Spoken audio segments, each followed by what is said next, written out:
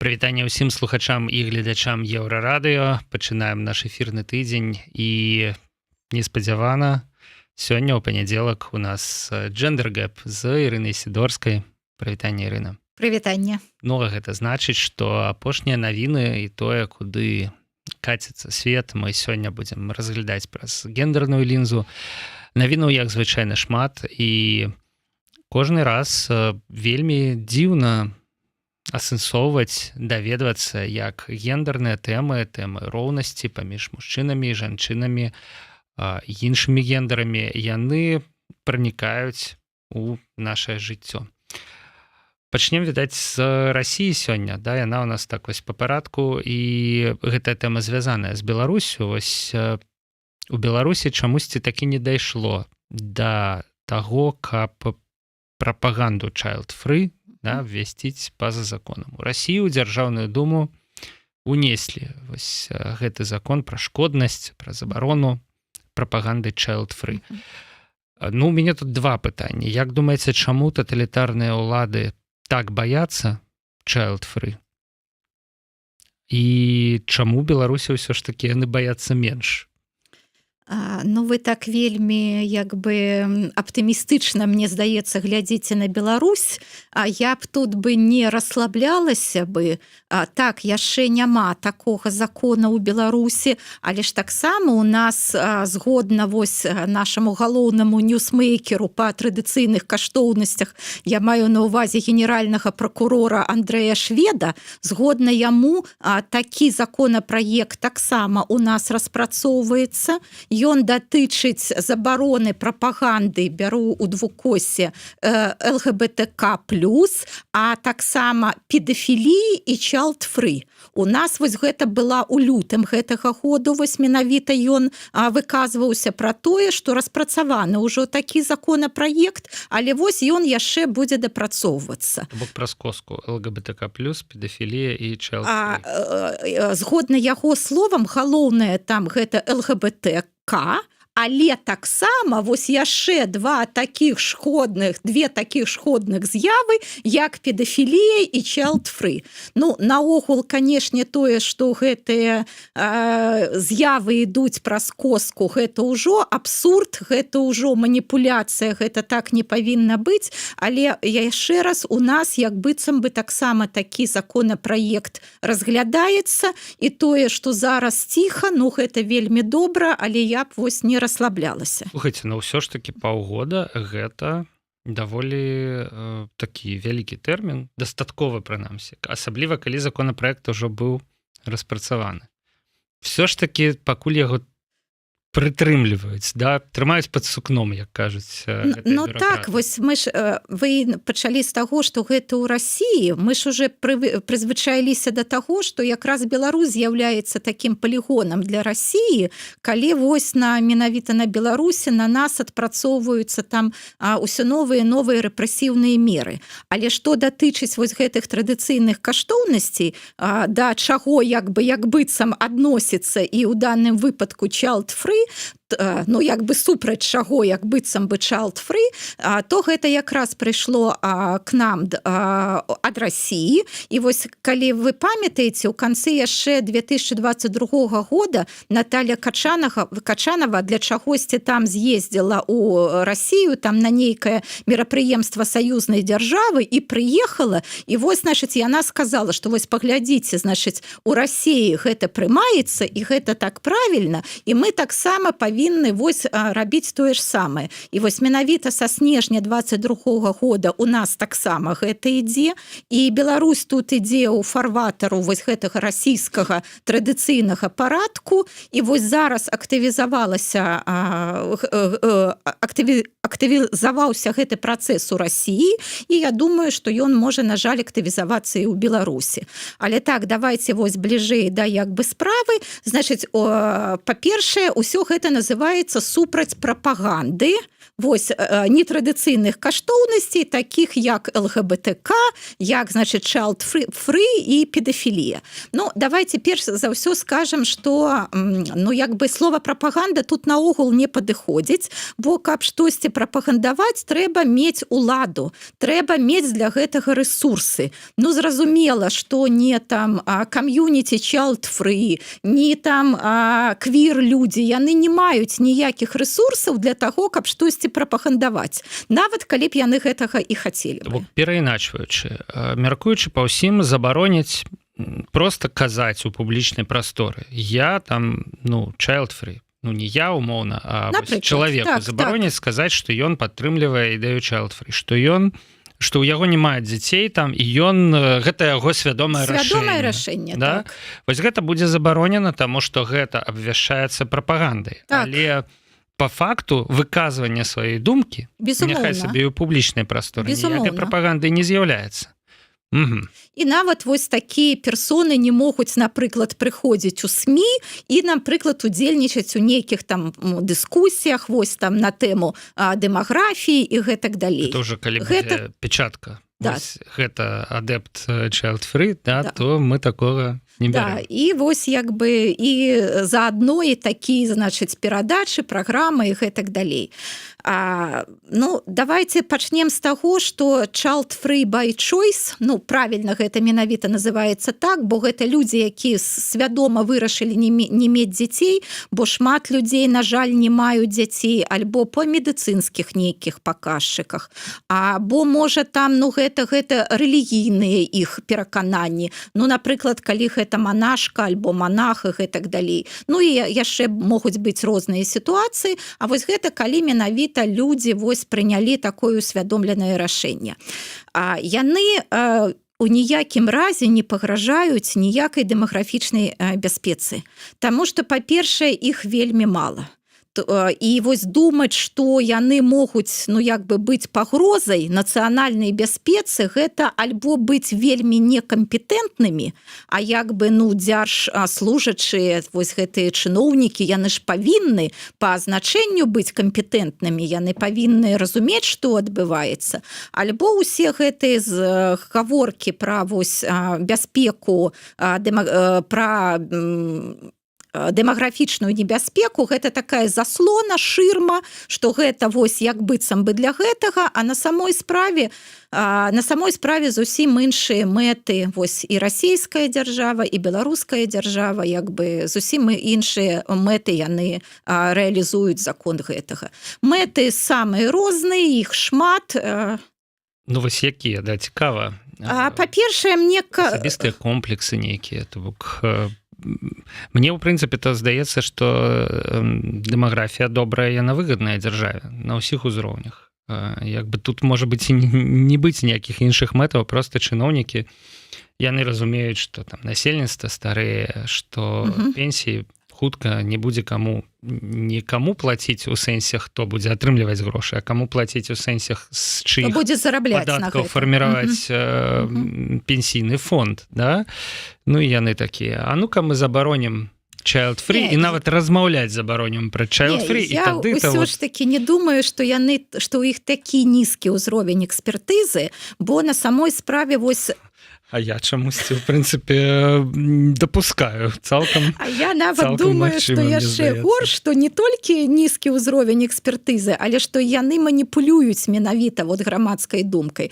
Ну, вось яшчэ раз, людзей, якія прытрымліваюцца гэтай ідэалогіі, child-free вельмі мала. Мы не ведаем, наколькі іх, такіх пытанняў не было. І зразумела, зараз людзям, ну, рызыкоўна гаварыць, што яны, ну, вось, калі яны прытрымліваюцца на самой справе, яны не будуць пра гэта гаварыць. Але як паказваюць усе даследаванні і ў Беларусі, і ў Расіі, наадварот, большасць людзей хоча мець дзяцей. А вось калі пачынаюць змагацца з зусім невялікай, значыць, супольнасцю людзей, якія не хочуць, ну гэта як бы неэфектыўна. Вы дапамажыце тым людзям, якія хочуць мець дзяцей. Бо перш за ўсё людзі гавораць пра тое, што эканамічныя умовы не дазваляюць, што праблема там з кватэрай, недзе жыць, што людзі не бачаць перспектываў. Ну, тое, што адбываецца пасля 20-го года, гэта наогул у Беларусі, як бы, ну, зразумела, што нават усе тыя, хто і хацелі раней, зараз яны як бы вельмі задумаліся на гэтую тэму. Таму вось я ўсё ж таки думаю, што гэта пытанне не ва ўзроўні экспертызы, а гэта іншыя мэты. Ну, па-першае, гэта адцягнуць увагу. Вось давайте мы пагаворым пра вось нейкіх такіх дрэнных child-free, queer-персон і іншых, ну, як быццам нам няма пра што гаварыць. Як быццам нам не пра вайну не трэба гаварыць, не пра страту суверэнітэту, не пра эканамічныя праблемы, не наогул пра вось гуманітарны, прававы і іншы крызіс, які вось зараз і ў Беларусі, у Расіі, гэтак далей. Па-першае, вось гэта адцягванне нашай увагі. Па-другое, гэта пошук ворагаў у грамадстве. Ну, яшчэ раз, і child-free, і queer-персоны, іх вельмі няшмат. Гэта, зразумела, ну, такія немоцныя групы, якія маглі б даць адпор. Гэта людзі і так, якія знаходзяцца ва ўразлівым, як бы, становішчы, ну, гэта такія вельмі, як бы, выгодныя для дзяржавы асобы, якія могуць быць, вось, граць ролю гэтых ворагаў. Ну, вось тое, пра што і адцягванне ўвагі, і вось пошук ворагаў у грамадстве. Ну і па-трэцяе, гэта наогул вось разбурэнне сувязей паміж намі, паміж рознымі людзьмі ў грамадстве. Вось нейкі такі недавер, што вось ёсць нейкія, як быццам, ворагі, якія там чамусьці перашкаджаюць, такія не такія, як мы, і гэтак далей. Мы ж вось гаварылі, што менавіта ў 20-м годзе, што мы ўбачылі, якія на самой справе беларусы і беларускі салідарныя, як у нас развіваюцца гэтыя гарызантальныя сувязі, як мы дапамагаем адно аднаму, як мы, значыць, там робім разам штосьці. А зразумела, што рэжыму гэта не падабаецца, ім не трэба, каб былі ў грамадстве вось гэтыя моцныя сувязі, каб людзі давяралі адзін аднаму, ім трэба наадварот раз'яднаць грамадства. Ну, калі грамадства будзе раз'яднанае, яно будзе слабое, а людзям камусьці трэба давяраць, ну, яны будуць тады давяраць дзяржаве. Таму я бачу вось менавіта не кампетэнтнасць, а вось свядомае маніпуляванне грамадскай думкай для таго, каб вось рабіць тое, што я сказала. Цікавыя думкі ад нашай эксперткі Ірыны Сідорскай пра тое, што, уласна, child-free гэта не зусім дакладнае азначэнне. Ёсць child-free by choice. Людзі, якія свядома выбралі для сябе шлях жыць без дзяцей, у сям'і, вось не заводзіць дзяцей, рабіць кар'еру ці што-небудзь іншае. Матывацыя можа быць розная. І гэтых людзей, ну, не вельмі шмат. Іх рэальна мала. А ёсць людзі, у якіх проста няма дзяцей па тых ці іншых абставінах. Збольшага абставіны эканамічныя. І гэтыя людзі могуць хацець заводзіць дзяцей, могуць хацець мець вялікія сем'і. Ну, але, на жаль, у Беларусі і ў Расіі сёння абстаноўка такая, што, ну, мякка кажучы, цяжка нешта планаваць, цяжка глядзець у будучыню. І зноў жа, ну, вось гэтая, прабачце, бабы наражаюць, да, Пуцін развязвае вайну, Пуцін на мінулым тыдні пагражае ўсяму свету ядзернай зброяй, так што людзі, ў прынцыпе, пачынаюць пісаць у соцсетках, навошта нам Крым і Донбас, калі за іх давядзецца згарэць у ядзерным выбуху, уласна кажучы. Ну, сэнс, як бы прырастаць тэрыторыямі, за якія проста давядзецца ў нейкі адзін момант крытычны загінуць усім. У гэтай сітуацыі расціць дзяцей.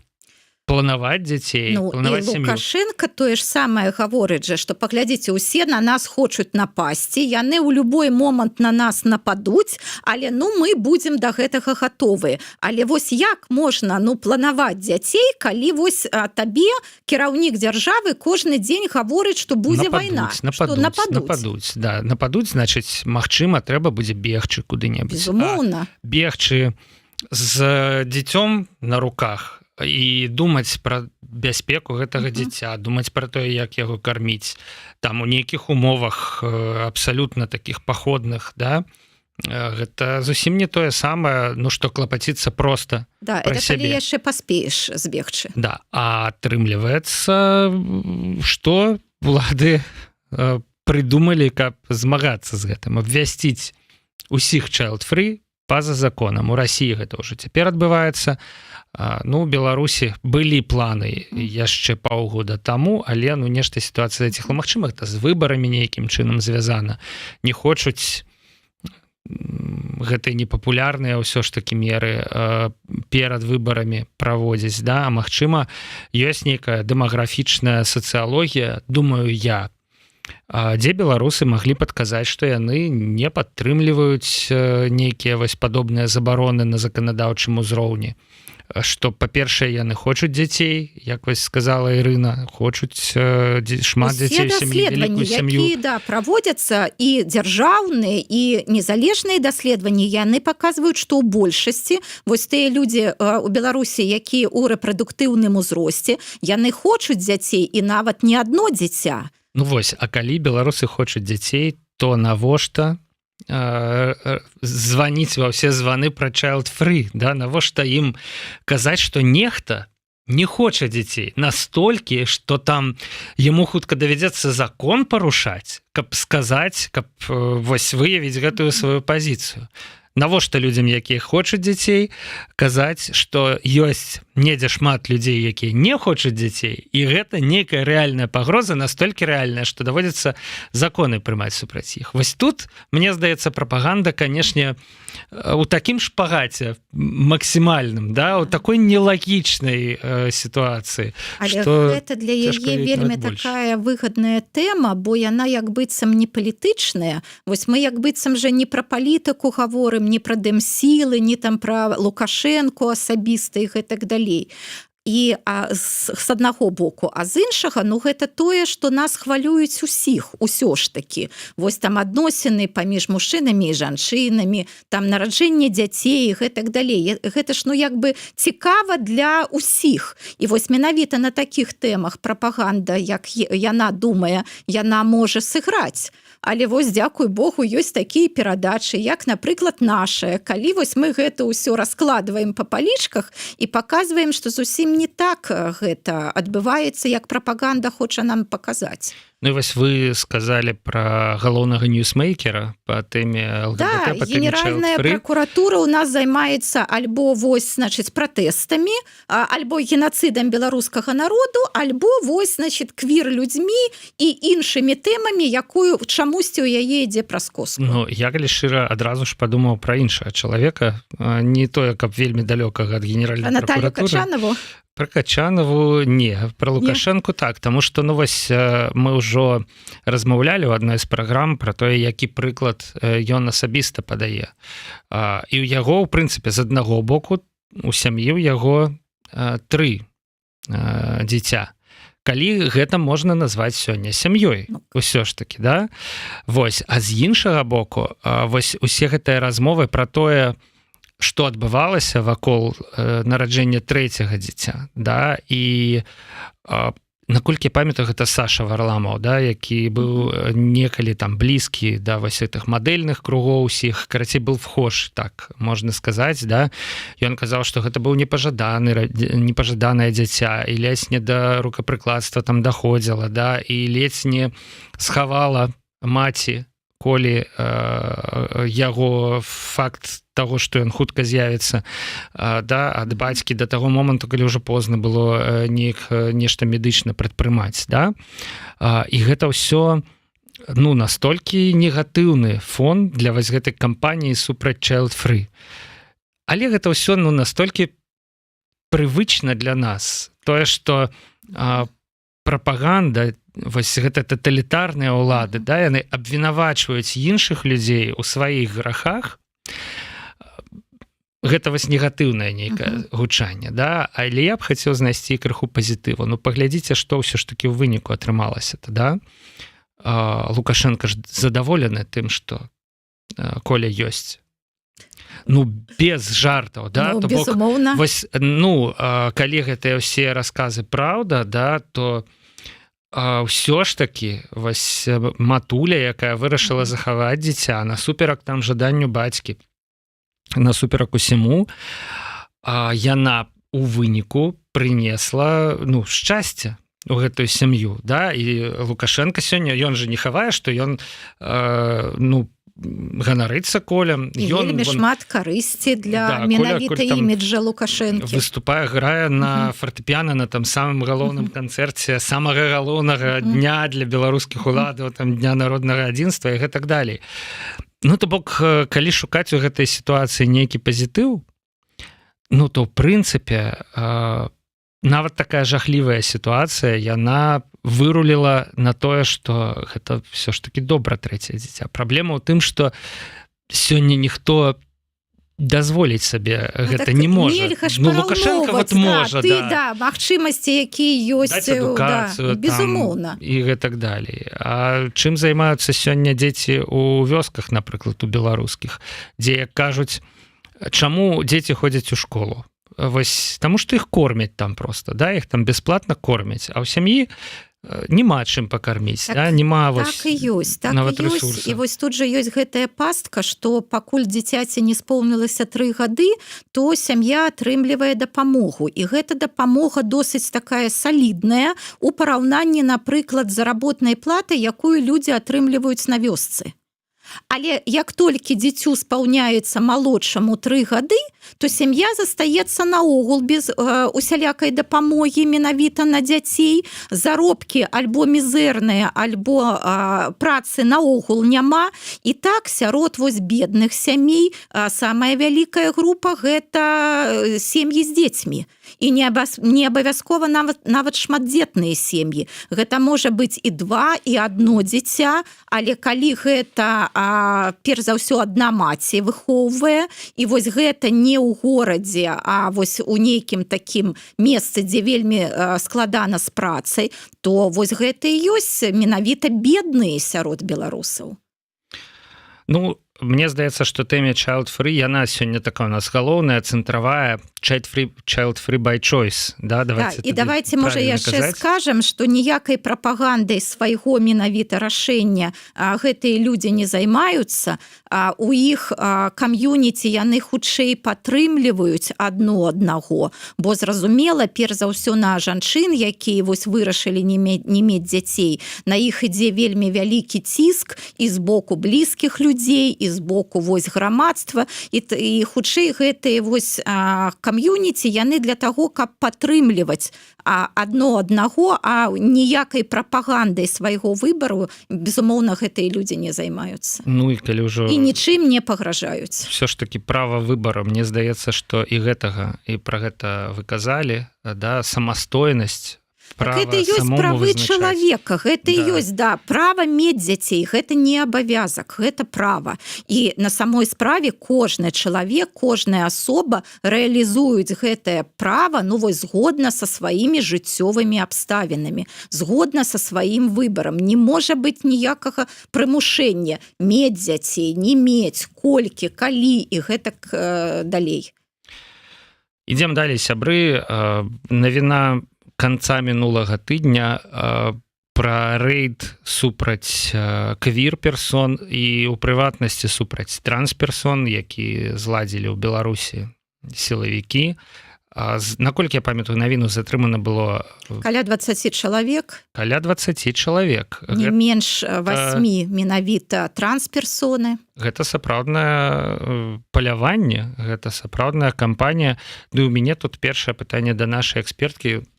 Што здарылася? Чаму цяпер? Просто нелагічна, няма логікі. Чарга дайшла там усіх, хто быў у спісе перад імі, павыкрэслівалі і Можа і так, а можа вось менавіта пра тое, пра што з чаго мы пачалі нашу размову. Можа тое самае, вось усё ж такі рыхтуецца гэты законапраект супраць прапаганды нетрадыцыйных каштоўнасцей, а гэтыя людзі якраз яны з пункту гледжання дзяржавы падыходзяць пад азначэнне нетрадыцыйных каштоўнасцей. І вось іх лёгка рабіць ворага. Мы пра гэта ўвесь час і гаворым, што гэта і так людзі ўразлівыя, людзі, якія не хацелі бы, каб іншыя ведалі пра тое, што яны трансперсоны. Ім вельмі зараз рызыкоўна жыць у грамадстве. І вось гэта, такія ўразлівыя людзі, і гэта зразумела, гэта дыскрымінацыя, гэта запалохванне. Вось калі я гаварыла мэты, якія, на маю думку, пераследуе дзяржава, я вось не сказала яшчэ пра такую мэту, як дзяржаць усё грамадства ў страху. Бо вось пачаць менавіта з такіх вось зусім невялікіх груп, а потым, гэта ж заўсёды з адной групы пераходзіць на іншую, і гэта падтрымлівае вось гэты градус страху ў грамадстве.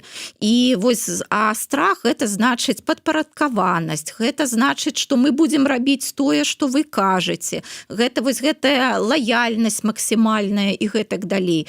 Таму я думаю, што гэта робіцца не толькі супраць вось менавіта квір-людзей, гэта на іх прыкладзе як бы усяму грамадству паказваецца, што вось будьце правільнымі, рабіце тое, што вам гаворыць дзяржава, вось там, напрыклад, зразумела, будьце лаяльнымі, прытрымлівайцеся традыцыйных каштоўнасцей, там нараджайце дзяцей, ідзіце служыць у войска і гэтак далей. І тады вось як быццам вы будзеце правільныя, тады ў вас будзе ўсё ў парадку. І вось менавіта на прыкладзе гэтых людзей паказвае, а што можа быць з тымі, якія нават не тое, што парушаюць правілы, а проста, што яны іншыя. Вось не такія, як бы патрабуе дзяржава. То бок, у прынцыпе, логіка тая ж самая, якая і з пераследам child-free назіраецца. Нейкая праполка, пошук ворагаў. Таксама у ворагі выбіраецца відавочна нешматлікая група, зусім. Ладно, квір-персоны там на фоне гэтай істэрыі прапагандысцкай з фуры, квадроберамі, і ўсімі астатнімі, але трансперсоны, гэта рэальна вельмі шмат людзей у Беларусі, вельмі не шмат, хацеў сказаць, людзей у Беларусі праходзяць гэтыя стадыі, нават усведамляючы, Зусім. Вырашаюцца на гэта. Што цікава, дарэчы, я прачытаў навіну пра тое, што Іран выйшаў у лідары. Вось была такая навіна, мы яе не абмяркоўвалі. Іран выйшаў у лідары па аперацыях па змене пола. Па карэкцыі пола, больш карэктна гаварыць. То бок, такія дзіўныя вось усход справа тонка, але такія дзіўныя рэчы адбываюцца ў краіне, у якой для ўлады фундаменталісты рэлігійныя. Але там дзве прычыны было. Па-першае, там быў асабісты фактар. Вось чалавека, для каго гэта было патрэбна, а ён займаў ужо меў высокі статус, высокую пасаду, і ён пралабіраваў спачатку для сябе, а потым гэта стала фінансава выгадна. То есть зразумела, што там у частцы, па меншай меры ў частцы мусульманскіх краінаў забаронены аперацыі па трансгендернаму пераходу, але зразумела, людзі як бы такія ёсць, якія патрабуюць гэтых аперацый, і гэта становіцца выгадным бізнесам. І як бы вось гэта бізнес не пра каштоўнасці. Раптам бізнес перамагае бздуры і забабоны нават у такой краіне, як Іран, у традыцыяналісцкай краіне проста максімальна. І гэта, мне здаецца, таксама шанец, надзея для беларускай сітуацыі, таму што мы ж бачым, як дзяржава раскручвае беларускую медыцыну. Беларускую медыцыну для замежнікаў, трансплантацыю органаў. Калі ласка, прыязджайце да нас, рабіце аперацыі, і вось колькі ўжо прыязджае, і паспяховыя кейсы. Чаму дзяржава адмаўляецца? То бок, можа, там проста не разумеюць пакуль што выгады? Так наогул далей? незразумела, бо у нас же як бы трансгендерны пераход ён як бы ён разрешон ужо як бы я не памятаю колькі 20 гадоў альбо можа ну гэта ўсё было вось я як бы амаль кожны раз вось падкрэсліваю на нашай перадачы што мы кацімся у нейкую вось такую старажытнасць у нейкую архаіку на самой справе ў Беларусі абмяркоўваліся ўжо гэтыя праблемы і яны былі вырашаны на карысць прагрэсу, на карысць правоў чалавека. А зараз мы як быццам пра ўсё гэта забыліся і вось ідзем назад і далёка назад. І гэта ну вось нейкая такая дурная бясконцасць, ну як бы ну не хочацца вось калі тваё жыццё, яно як бы ідзе назад замест таго, каб яно шло наперад. Ну, магчыма, што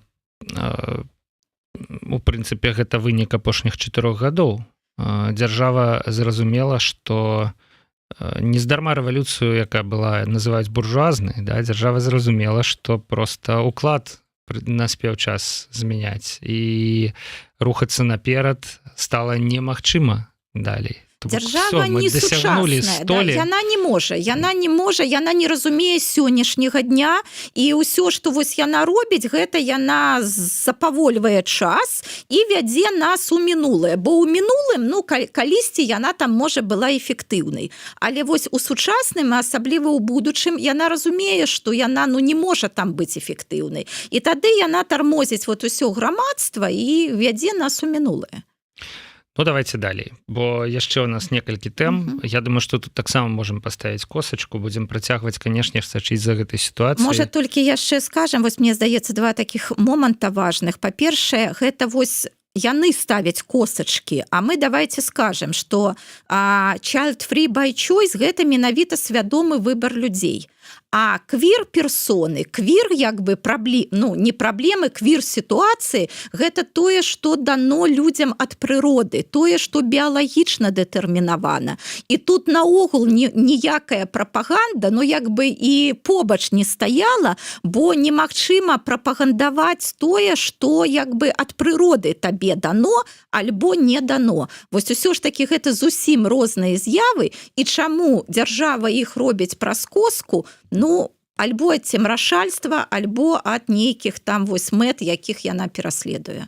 А другое я яшчэ хацела сказаць, усё ж такі было, вось, мне здаецца, амаль першы раз, ну, можа, не першы, але дакладна вельмі рэдка, што пра дэмакратычныя сілы менавіта пракаментавалі вось гэтую сітуацыю з нападам менавіта на квір-персон. Гэта было у, значыць, аб'яднаны пераходны кабінет прадстаўніца па моладзевай палітыцы Маргарыта Ворыхава. Вось яна менавіта выказалась на гэтую тэму, сказала, што гэта недапушчальна з пункту гледжання вось усяго кабінета, што гэта дыскрымінацыя, што гэта парушэнне правоў чалавека. І мне здаецца, што вельмі добра, што вось пра дэмакратычныя сілы ўжо не так можа баяцца закранаць праблему квір-людзей, бо, можа, яны думаюць, што хтосьці як бы іх не зразумее і таму не падтрымае. А вось яны зыходзяць з таго, што гэта менавіта, ну не можа быць дэмакратыя без нейкіх сацыяльных груп і што правы чалавека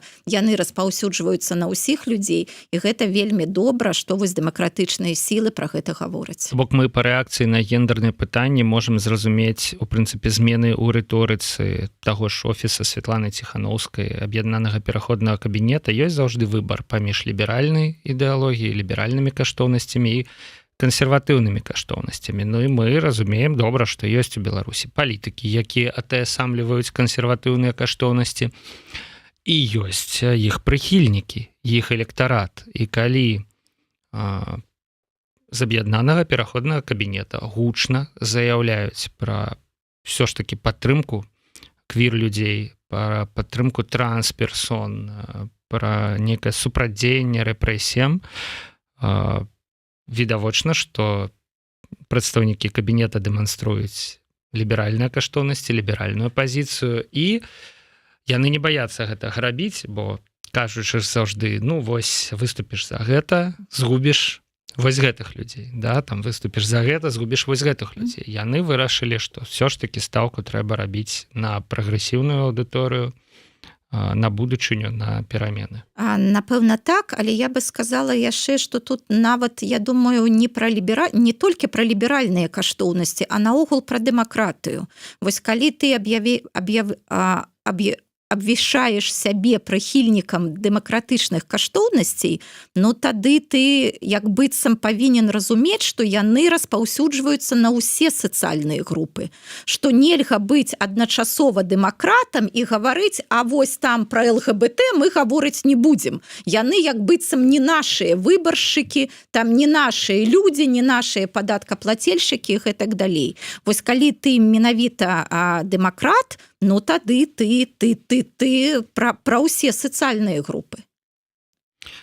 Ну тут-то можем, я меў на увазе паставіць коску у тым плане, што сітуацыя развіваецца і мы сочым за ёй, і ну я не дапускаю нават думкі, што у нейкі момант мы зможам сказаць сабе, ну ўсё, в ближайший момент, скажем так. Как гендерная даследчица тут солидарная с вами. Тут, здаецца, мне на ўсё жыццё хопіць працы. Можем ставіць кропку, як бы прыехалі. Цікавы артыкул і цікавая пазіцыя праваслаўнага святара, які разважае пра непажаданую цяжарнасць. Цяжарнасць бывае непажаданая, але як ад яе засцерагацца, як яна ўзнікае, святар сам дае адказы. Значыцца, што можна тут сказаць?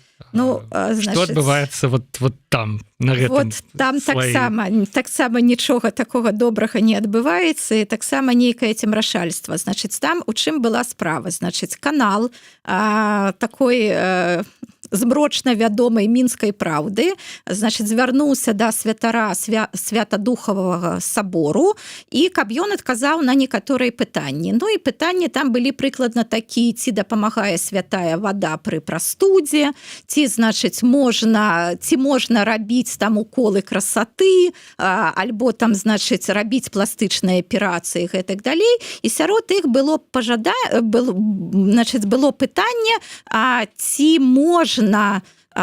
ці можна засцерагацца непажаданай цяжарнасці. І вось сама фармулёўка гэтага пытання, вось ці можна засцерагацца непажаданай цяжарнасці, вось яна таксама паказвае, што мы ў нейкім такім далёкім мінулым. Но мне здаецца аксіома, што трэба засцерагацца непажаданай цяжарнасці. Што вось менавіта цяжарнасць павінна быць усвядомленай, гэта павінна быць выбарам дваіх людзей, альбо, ну, як мінімум адной асобы, і што гэта павінна быць свядома. А ўсе астатнія як бы сітуацыі, да, трэба засцерагацца.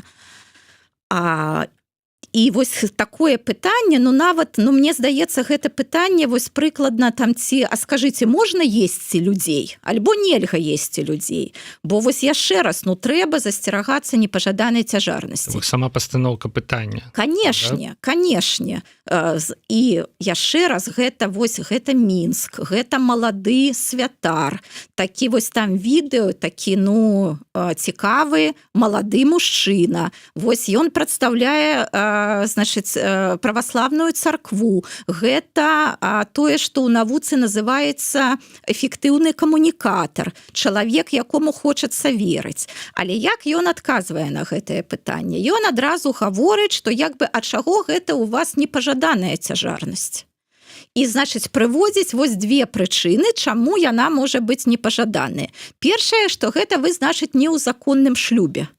Ну, гэта зусім незразумела, таму што на самой справе сёння шмат дзяцей нараджаецца не ў законным шлюбе, а з іншага боку законны шлюб нічога не гарантуе, і ў тым ліку таму, што вось у нас так стаіць, паказчыкам чаго з'яўляецца праблема аліментаў, што быў законны шлюб, потым няма шлюбу, няма аліментаў і, значыць, усё гэтыя праблемы.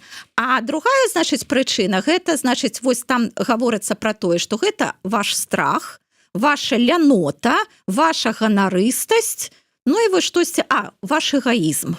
Што вось, значыць, цяжарнасць можа быць непажаданая, бо, значыць, вы эгоістычныя людзі. Ну, я тут могу дадаць, што ў законным шлюбе абсалютна можа быць непажаданая цяжарнасць. Мы пра гэта размаўлялі толькі што ў пачатку нашай праграмы, што людзі хацелі б мець дзяцей, але у цяперашняй сітуацыі цяжарнасць можа ўспрымацца як непажаданая, таму што проста няма магчымасці, шмат прычын. Нават калі ёсць жана, ёсць муж, да, але яны пачынаюць думаць, як мы будзем выхоўваць гэтае дзіця, і вось такі спіс пытань. Безумоўна, безумоўна. То бок наяўнасць шлюба не гарантуе, што любая цяжарнасць будзе пажаданай. Да? Тут такі лагічны канфлікт. Ну, а другое, гэта калі вы не жадаеце цяжарнасць, значыць вы амаральны чалавек. Да, вы эгоісты, да, вы жывяце для сябе і гэтак далей. Так і ёсць, так і было, як бы, вось так было адкрытым тэкстам сказана. Там была ўсё ж такі агаворка, што могуць быць нейкія як бы прычыны, па якіх цяжарнасць можа быць непажаданай, але на гэтую тэму ён не стаў разважаць і далей вось вярнуўся назад да гэтага эгаізму. І вось я думаю, ну на самой справе вось хтосьці будзе слухаць менавіта як аўтарытэтнага камунікатара. І гэта ўжо ну вось настолькі цемрашальства, бо гэта такое спрашчэнне сітуацыі, гэта такая маніпуляцыя думкамі людзей, і вось гэтыя маладыя жанчыны, ну напэўна, перш за ўсё яны, значыць, адрасаты гэтай камунікацыі. І вось яны будуць думаць, а вось калі там вось я там не ўпэўнена, а гэта значыць, што я напэўна эгоістка, што я там, напэўна, думаю толькі пра сябе. Не трэба такой быць. Трэба быць хорошай дзевачкай. Трэба, значыць, нараджаць. Канешне, там я спраўлюся. Не можа быць ніякіх праблемаў. А потым, калі вось нараджаецца гэтае дзіця, ну вось тады ўсе праблемы і наступаюць. І нават мне здаецца, што тут, ну нават вось і гаварыць доўга не трэба, гэта ўсё дарослым людзям з досведам. Тут не трэба быць нават, мне здаецца, гендернай даследчыцай і гэтак далей. Ну, людзі, якія выхоўвалі дзяцей, разумеюць, што гэта такое. І нават калі ў іх была там, ну, такая больш так паспяховая гісторыя, яны ведаюць сваіх знаёмых, у якіх там былі нейкія аб'ектыўныя, суб'ектыўныя перашкоды, там нейкія абставіны, і як гэта можа быць цяжка, і як цяжка, калі потым вось ідзе такае расчараванне ў сваім рашэнні і тое ж самае гвалт у сям'і. Пасляродавая дэпрэсія. Безумоўна. Вось таксама, вось добра, што вы пра гэтае сказалі, зараз як быццам ёсць вось гэтыя школы для будучых мацярэй, для будучых бацькоў і гэтак далей. Але там пра ніякія пасляродавыя дэпрэсіі не гаворыцца. Там гаворыцца вось як, значыць, там як клапаціцца аб дзіцяці, там якую, напрыклад, які ложак для дзіцяці выбраць і гэтак далей. А вось пра псіхалагічныя праблемы там наогул нічога не гаварыцца. А потым вось усе гэтыя страшныя сітуацыі, у тым ліку вось гвалт у сям'і і гвалт менавіта у дачыненні да дзяцей. І вось тое, што мы таксама на нашых перадачах абмяркоўваем, вось гэтыя жудасныя выпадкі, калі бацькі забіваюць сваіх дзяцей. Да, адзін з апошніх смяротных прысудаў у Беларусі за гэта. Менавіта за гэта. Ну, калі шчыра, вось калі ты ў журналістыцы ўвесь час і сочыш за навінамі, то нерэдкія навіны, вось гэта жахлівая сапраўды, калі ты чытаеш, што там немаўля знайшлі в смеццевым кантэйнеры там і гэтак далей, ці там выкінулі з вакна, ці яшчэ што-небудзь. І я думаю, што адсоткаў нашмат, на 90, гэта наступства таго, што не гатовыя былі людзі да з'яўлення дзіця. Але тут ужо далей гіпотэза, наколькі вось пераканаўчымі у гэтай сітуацыі былі такія словы.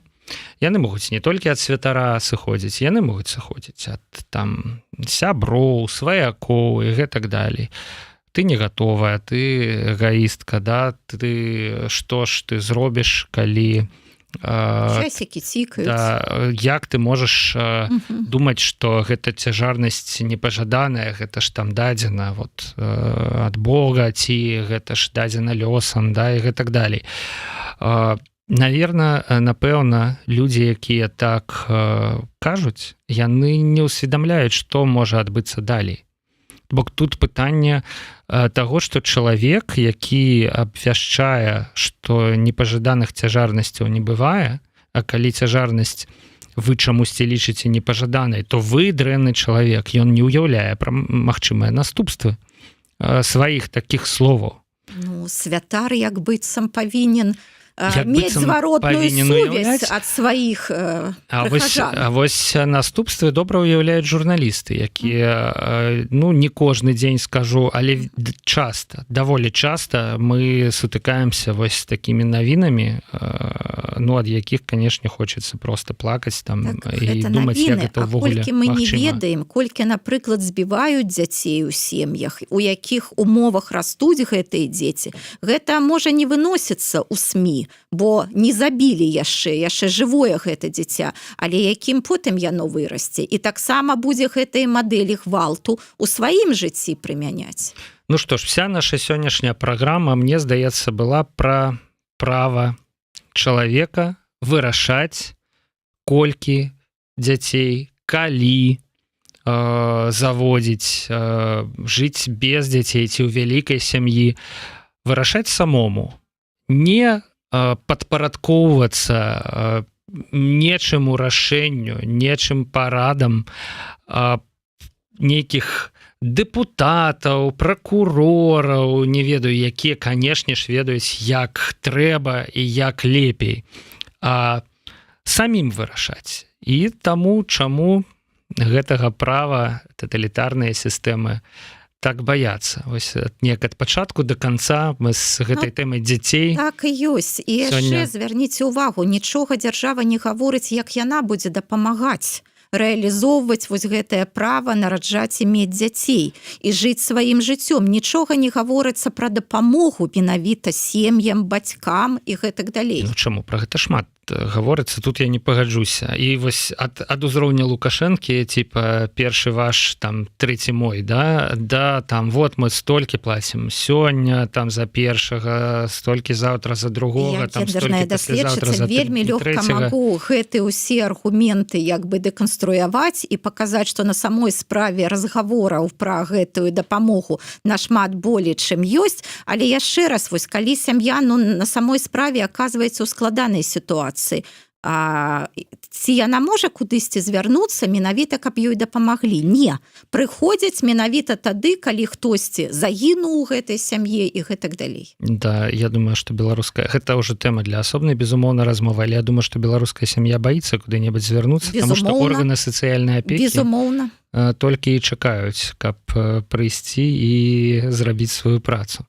Хаця... Ну, вось так дапамога дзяржавы ўспрымаецца грамадзянамі. Ужо так два слова. Нам увесь час прапаганда распавядае пра тое, як гэта адбываецца на Захадзе, як забіраюць там, вось вельмі папулярны сюжэт апошнім разам, як забіраюць дзяцей ад украінскіх сем'яў, да, там толькі і чуеш, да, як гэта адбываецца ў Беларусі. І зноў жа, калі ты працуеш у журналістыцы і сочыш за навінамі кожны дзень, ты бачыш, што гэта адбываецца і шмат.